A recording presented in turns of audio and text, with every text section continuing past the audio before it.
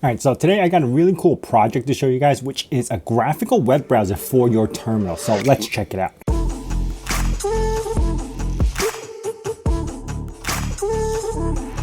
Now you might have noticed that I've actually been uploading 1 time a week versus 2 times a week now. Well, I kind of sprinkle on little stories here and there, but mainly 1 upload per week now. I changed my upload schedule to Sundays at 12 o'clock. Eastern Standard Time, just because I realized that last year I was getting burnt out from making 2 videos a week, as well as the content that was coming out was not, you could say, as well published because I was doing more quantity over quality, and it definitely hindered the channel a lot. So I'm reducing it back down to 1 channel a week, 1 video a week. This way I have more time to research my projects and I could do bigger projects and a lot less stress. But again, I will sprinkle some stories along the way just to see my progress on the current project I'm working on.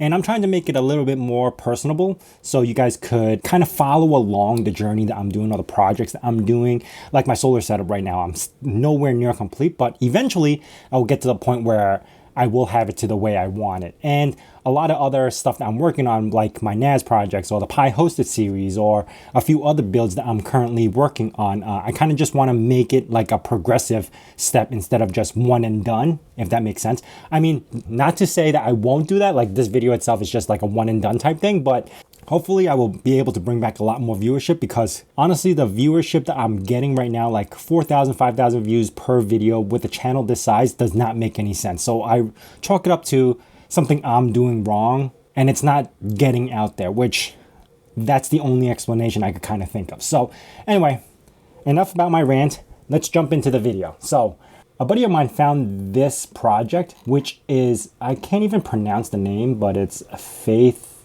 Yeah, I'm not even going to try. But what it does is basically gives you Chromium-based browser in your terminal, and it works really well.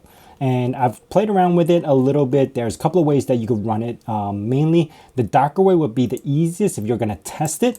But you can actually compile it or build it into your system, and you can use it just like a generic application. So that's what we're going to be testing out. And I did run their Dagger script. Like, this is the Dagger script you run. And I'm going to show you right now. So basically, you could just do, I don't have Dagger fully set up. That's why it's running under sudo. I'll fix that later, but for now, it's going to work. So here I have Google, and what they do is pixelize everything to like block type. It's so cool. The font itself, like the words, will just be normal text-based words, so you could actually read everything. But anything that's graphical actually gets reduced down to the pixelation. So if I want to search for Novaspirit, you see it's all text-based. I got my website, text-based. It's very eligible. Like, you could read everything. And if I go into the website itself, here's my website. That's my thumbnail for that. It is extremely cool. Like, I could scroll up and down. I'm using my mouse. This is a terminal base. You can actually use this on CLI or SSH. I'm just testing it through here, just because it's easier. Scaling doesn't work, so you can't just like resize the browser. If you loaded it up with just this size, it's gonna stay the size. But ultimately, it works really well. Can I get to my YouTube channel from here? I think I can. And yes, it does get to my YouTube. This is my solar shed, so let's click on that, because yes, it does actually play videos as well. So here's the video. I'm not too sure if sound plays through this. That's one thing I actually did not test. Let's see. Sound might have sound. No, it might work. I'm not too sure if it's working through this browser, but let's see if I have some audio adjustments that I got to do. HDMI. Yeah, no, it should be coming out of my HDMI display port, which should be capturing, but if I don't hear anything, it's not working. Anyway, I could skip ads over here. You can still see its fonts. So it's very, very readable. That's the video that I made. I could dismiss this. And it looks really good. I mean, for pixelation, that's really good. If you've seen this video, this is my shed video. This is when I'm outside, it's bright. I could even see the icons. The graphical works really well. Let me full size this. Can I do full size? F? Keyboard presses should work, but it doesn't want to do full size. Maybe theater mode. Okay, theater mode does work. Full screen probably doesn't work. I think he did mention something about that. And I think it relates to this as well. So being able to go through, look at this, skimming all this stuff. This is my setup. You could definitely see what's going on. And this is really just off my terminal. So I found this to be a really cool project, especially if you're doing something in terminal and you really needed a graphical web browser. Instead of using links or links to or links, L-Y-N-K or L-Y-N-X or L-I-N-K-S-2,